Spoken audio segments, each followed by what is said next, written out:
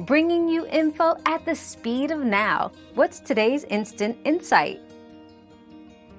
In 1890, one notable cough syrup was Dr. Batty's asthma cigarettes, which, despite their name, were marketed for the relief of asthma, bronchitis, and all diseases of the throat. Another prominent remedy was Mrs. Winslow's soothing syrup, used for teething and coughs in children, containing morphine. These products reflect the era's medical practices, which often included ingredients we would now consider dangerous or inappropriate for their intended uses. Another mystery solved, but many more await. Keep up with our daily discoveries by subscribing and turning on notifications.